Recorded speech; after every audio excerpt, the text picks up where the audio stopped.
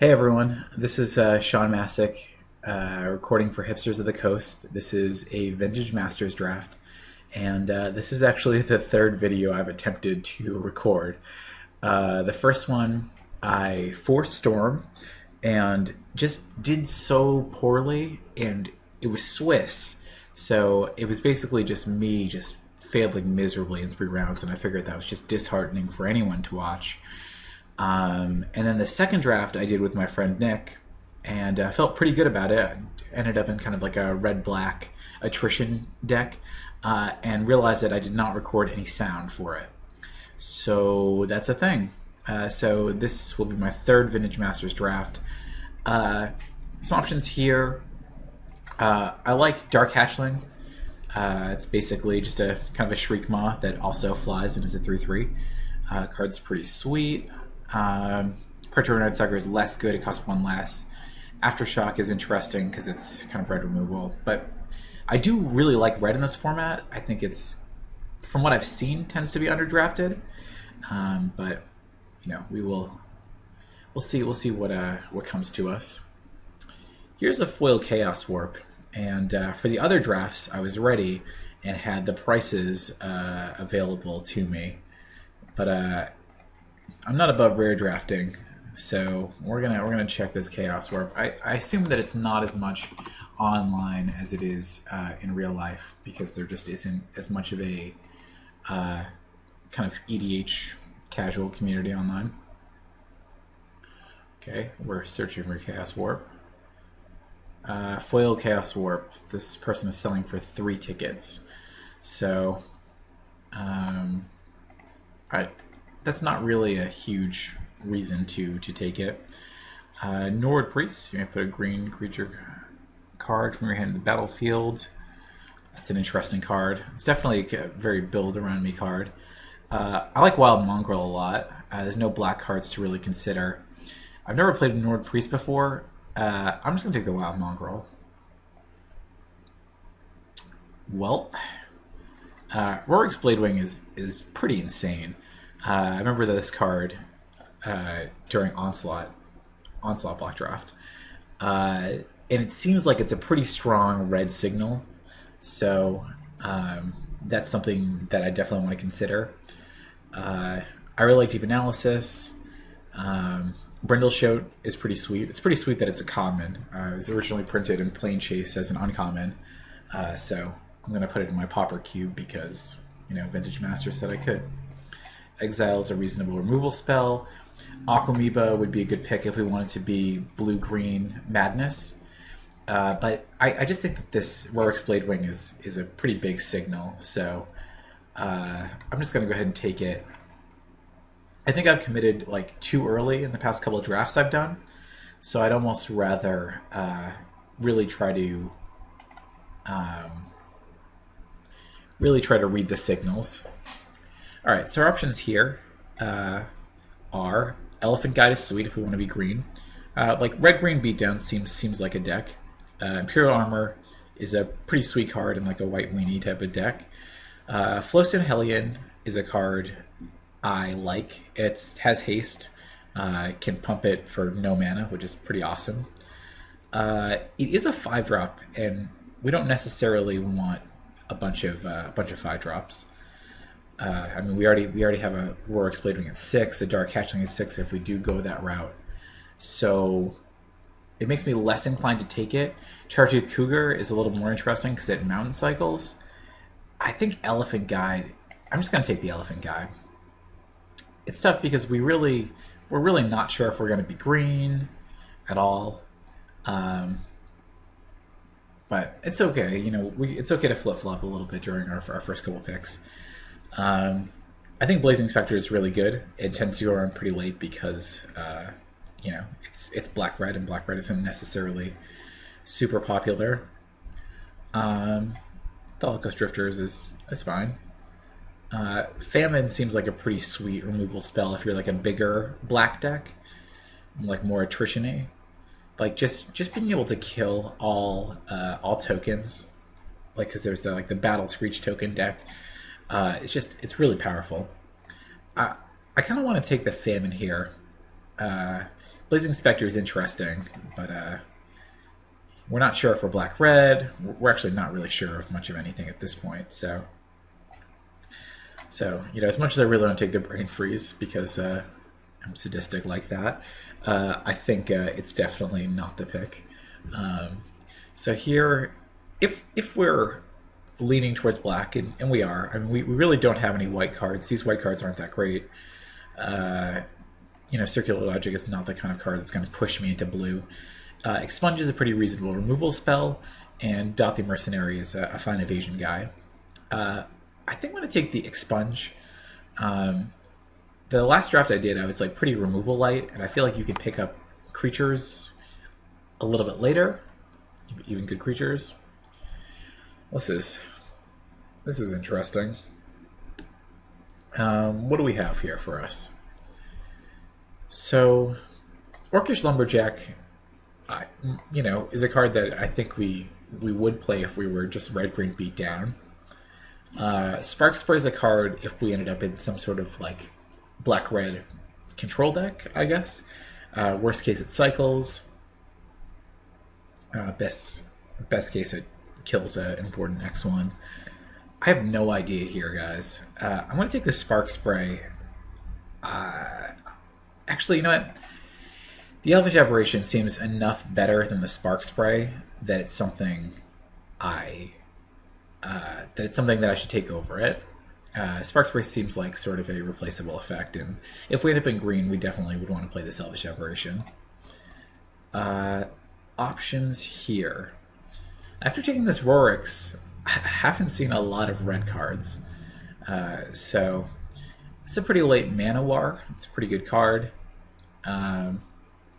Exiles is good. I kind of want to just take the Tranquil Thicket. It seems reasonable we're going to be.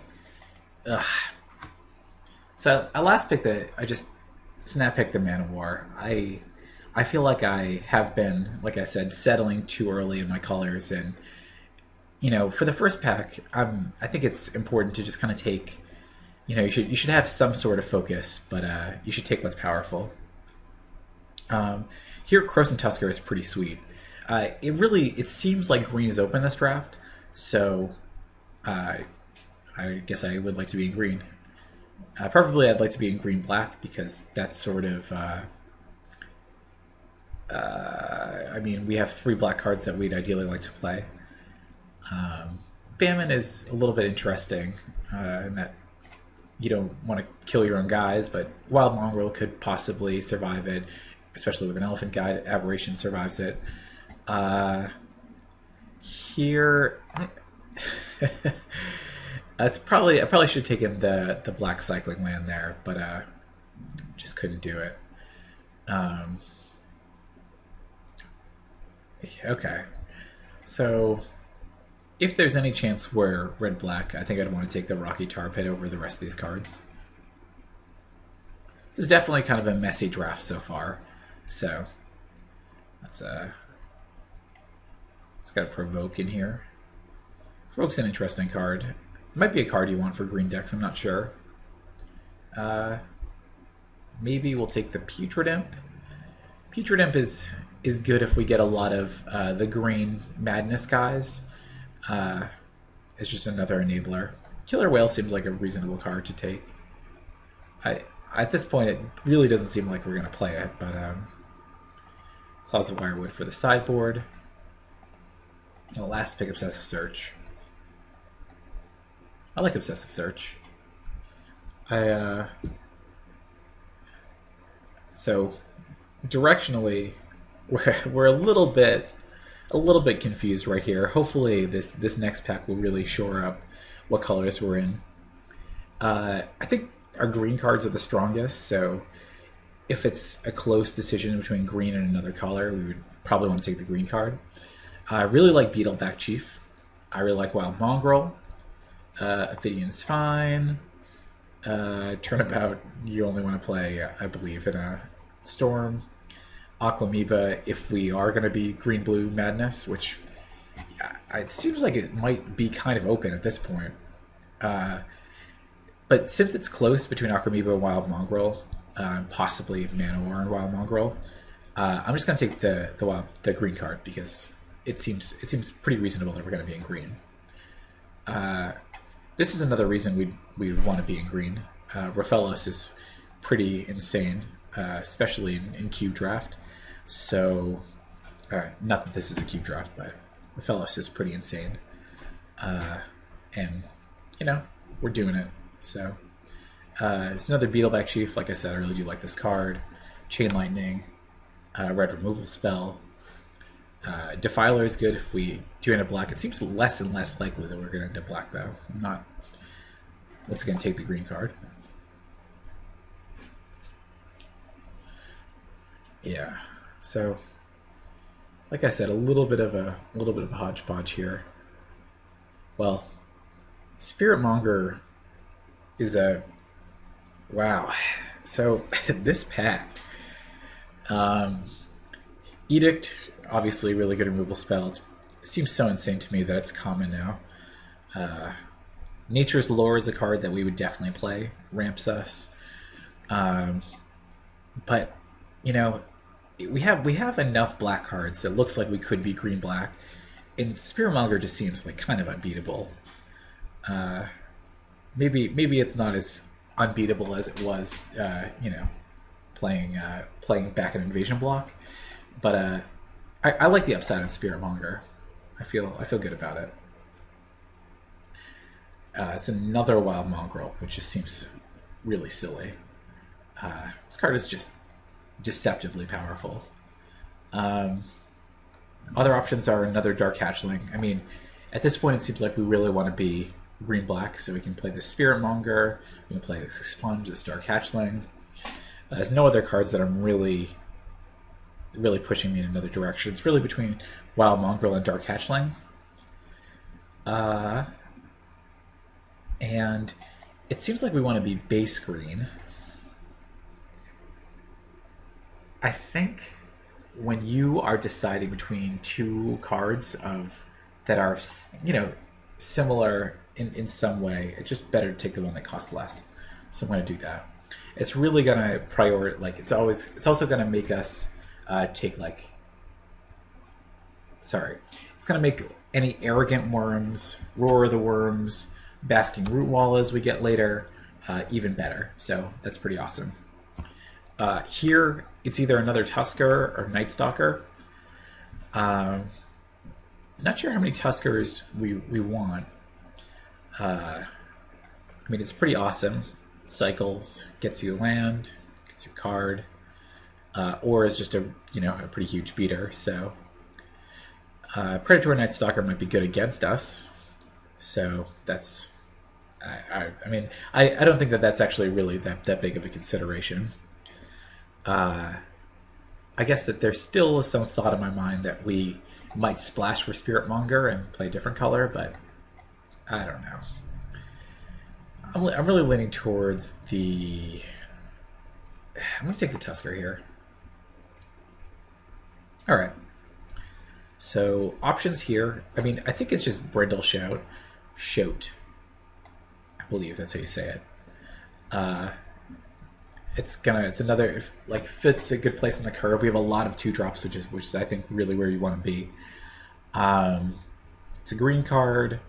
Like I said, Aquamoeba is good in Green Blue Madness, and it seems like a lot of the Madness enablers are going around, but not a lot of the Madness cards. We're pretty committed to black at this point, so we're just going to take the green card. It seems like green is very open for the record. Here, I guess our options are between Giant Mantis and Chikinor's Edict, but it's not really that close. I think it's better to take the removal spell here. Dark Ritual is not a card I really love in most draft formats, unless you have like some really insane turn 1 play. So often at the time, just card disadvantage.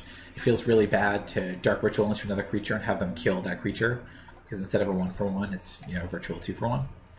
So I'm going to take the Tranquil Thicket. It's a card we'll definitely play. I feel good about. Really don't want any of these cards. I think we should take the Aquamoeba. Like I said, mostly ruled out playing green-blue, but there's some possibility to play green-blue, and we can splash black for Spirit Mongar for double Crimson Tusker. So, Choking Tethers is a fine card, but I don't think it's really what we want. It's a pretty late Phyrexian Defiler. It's just a 3/3 that doubles as a removal spell. I feel pretty good about it. Take it. So we have... Man, this Fires of Yavimaya. This card is also pretty insane. I think we just want the Nature's Lure here. Doesn't really fix our mana in that it doesn't we can't get black cards with it, but I mean, it does ramp us, and with Raphellos, we really want as many forests as we can get. So, all right, I think at this point it's safe for me to start hiding stuff. I want to hide these things. Take the Baron War here. Not sure how many cycling lands we want to get Tribute to the Wild for the sideboard. I don't really think you need to main deck it, or it's that defensible to main deck it. I don't imagine playing 2 out of the sideboard, but I don't know.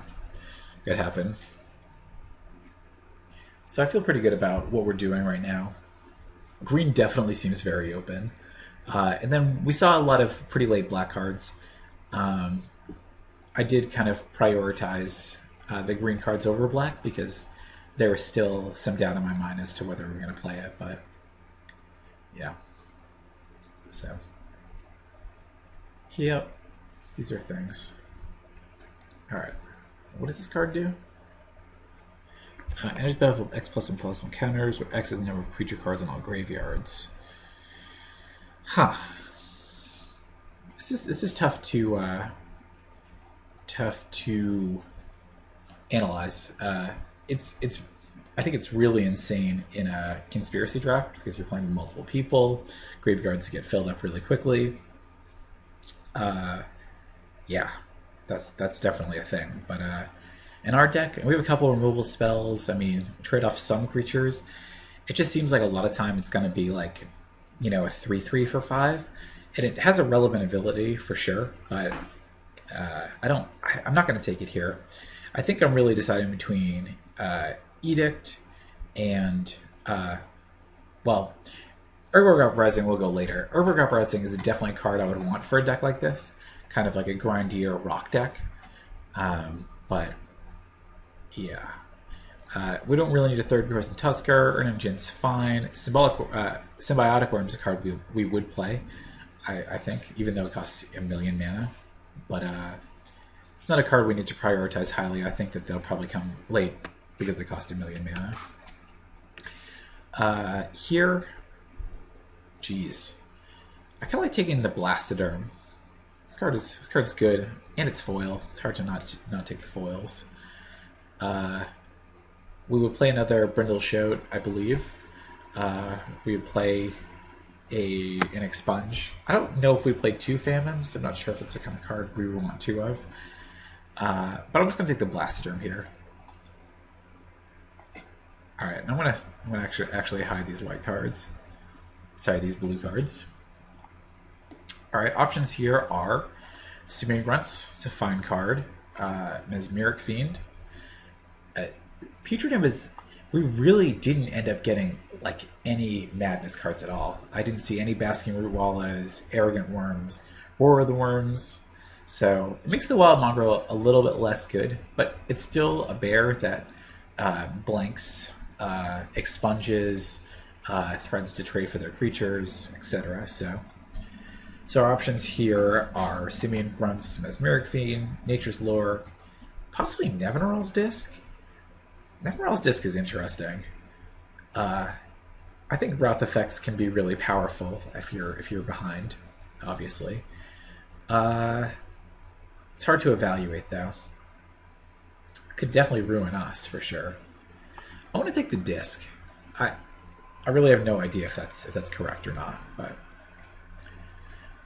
here Nostalgic Dreams, I don't think is a card we really want. It seems like more of a combo-y card. It's pretty sweet in if you draft like the Storm, like the Heartbeat of Spring deck in Cube. You definitely want Nostalgic Dreams. I think the card for us here is Jungle Worm. When it becomes block, it's -1/-1. Which blocking beyond the first. I'd say 5/5 for 5 with a slight downside. I don't really love taking Addle. I mean, it's disruptive sort of, but I think we'll take the Jungle Worm. We do have Rafello, so it'd be nice to have some stuff to actually ramp into. These are some real late battle screeches. This card is very good. Especially for a deck like us who, we really don't have any flyers. We're just going to be trying to send big creatures at them. There's no reason to take this foil Dark Ritual. So our real options, I guess, are Urborg Uprising or Tranquil Thicket. And like I said, I like an Urborg Uprising in this type of deck. Alright. Well, I mean, despite having a foil Wild Mongrel, I think we got to take the Basking Ruwala here. It's an actual Madness card. Even if you don't play for Madness, it's very good. It's efficiently costed, beats well. It's pretty awesome. So definitely glad to see the Basking Ruwala. Like I said, I think it's the first card we've seen with Madness that we wanted to take. So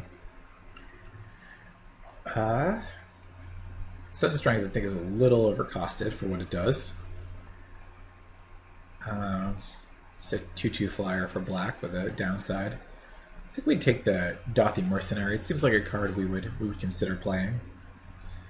Yeah. All right, our options here are. I was trying to think if there's any way we would splash red for Blazing Spectre, and I just don't think we would. Here we don't really want another Putrid Imp. Like I said, we don't have that many Badness guys. So it's either Corrosive Wolverine or Putrid Imp. Sorry, or Provoke. Provoke could be good, but I think Corrosive Wolverine's the card we're going to take. Provoke's an interesting ability. I didn't really get to play with it very much, but wow, it's another. Maybe I'm severely overvaluing Croson Tusker.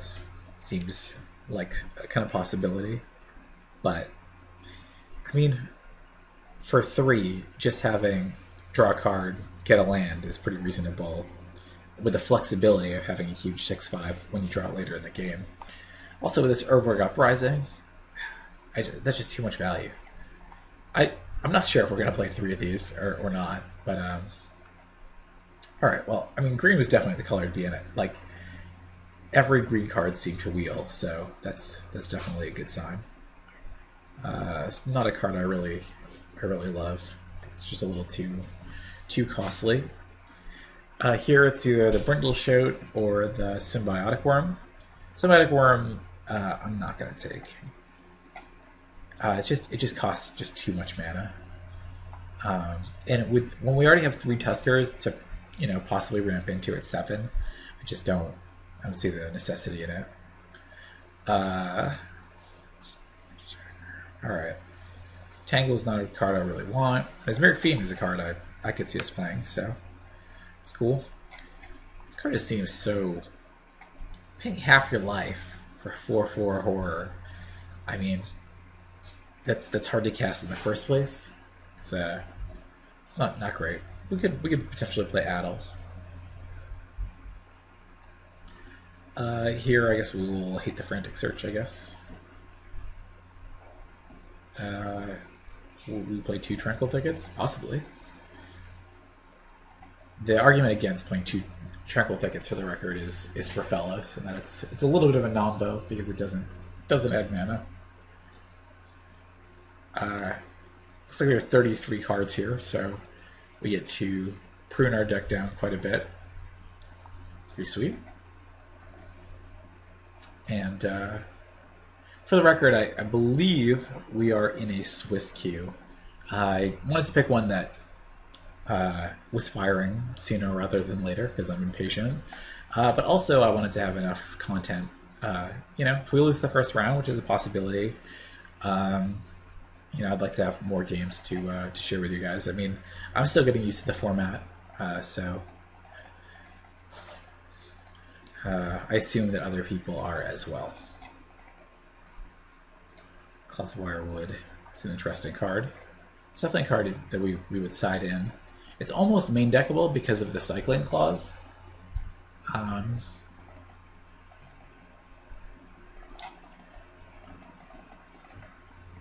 Alright. It's 17 cards here. We're not going to play Dark Ritual. Don't want Petrodent. Owl's a possibility. Fiend is a good possibility. Edict. Mercenary Expunge. Defiler. We definitely want this Uprising. Alright, well that's entirely too many cards.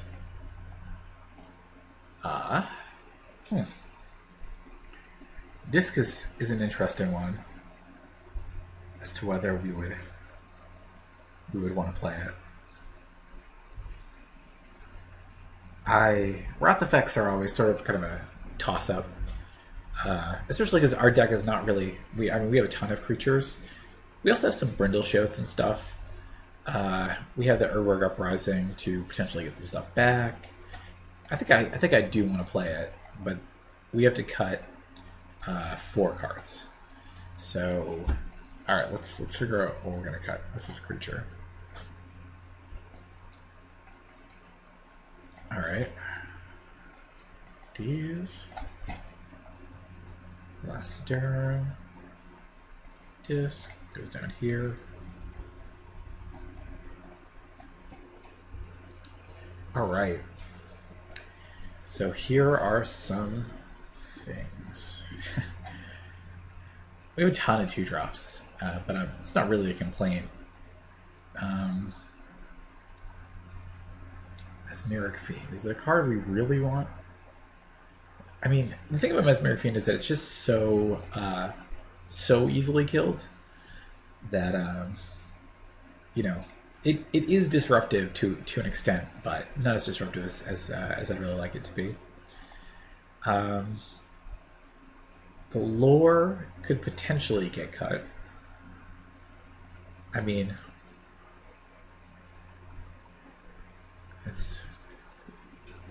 but we do have stuff that we'd like to ramp to. So it's a potential. It's on the chopping block. Famen's a card I might actually put to the side. It's when it kills just like almost all of these creatures when we play it, and it's sort of like I think that like there's an argument like I think we only want Famine or Nevinral's Disc in the deck, not both. And Famine could have higher upside because we have something like a Corson Tusker out, and being able to Famine and still swing in is definitely sweet. Disc is a little bit cheaper and is less color intensive, which is a thing. The thing about Disc though is that you can't tap it until after the turn it comes into play. So you do sort of telegraph it. They're not gonna really overextend too much into it, unless they already have. In which case, I really have no idea here. Initially, I was thinking about Disc and like I really wanted to play Disc, but I think I might have just talked myself out of it. I mean, like Blastoderm survives Famine. Not this, but these things all survive Famine, and not Nevinral's Disc. We want to play a lot more green mana. Whatever, I convinced myself, and now we still have to cut 2 cards. Ugh, this is insane. Like I said, I think Urwerg Uprising has a lot of utility in a deck like this.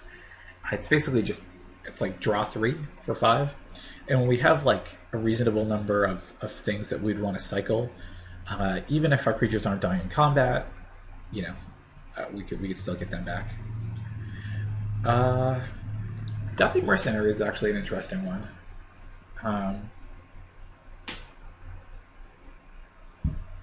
Evasion is definitely sweet, but evasion that can't block is a little bit less sweet. I mean, it's possible I don't. The Brindle Shoats just might be 1/1s against a lot of decks, because I don't have a way to really profitably kill them. I don't have like any like sacrifice effects that are allow me to do so for free. I can't imagine I would expunge my Brindle Shoat or Edict myself. But I mean, I guess you never know.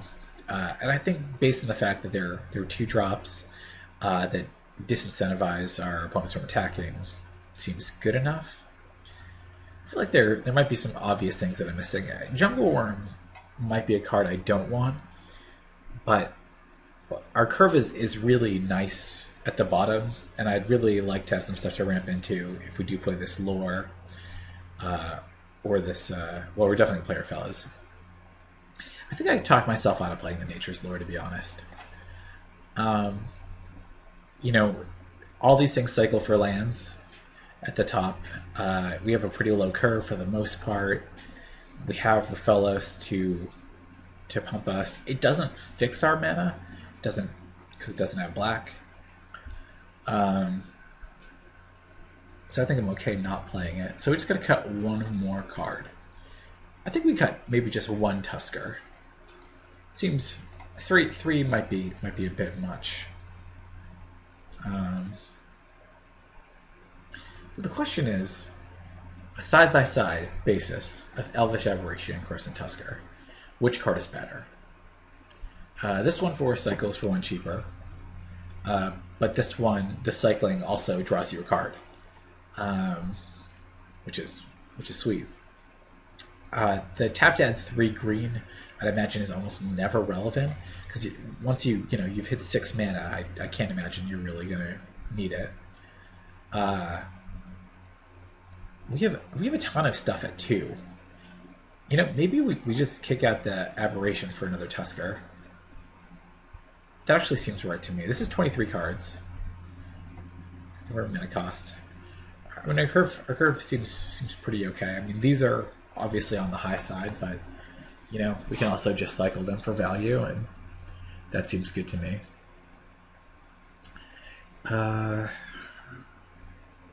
Some potential sideboard cards are Addle, Disc, Claws of Wirewood, Tribute to the Wild. So those, Mesmeric Fiend as well. So these are all things we can consider sideboarding. We don't have anything else we really want to splash for, anything like that. I do want to play some amount of cycling lands because they're good. But because of Raphellos, I mean, Raphellos doesn't really need to ramp us that much, right? If he's ramping for 2, that's pretty insane. I think I want to play one of each. I don't know if that's right. What do you suggest? And then 9/6. 9/6 seems fine, especially because, like I said, Tusker fixes. We have the Baron Moor, so we have 7 black sources. We don't really need double black until Famine and Dark Hatchling, so that seems totally okay. Yes. Alright, with 47 seconds to spare. Alright, I think our game is going to start in just a sec, but I'm going to pause it anyway, so we can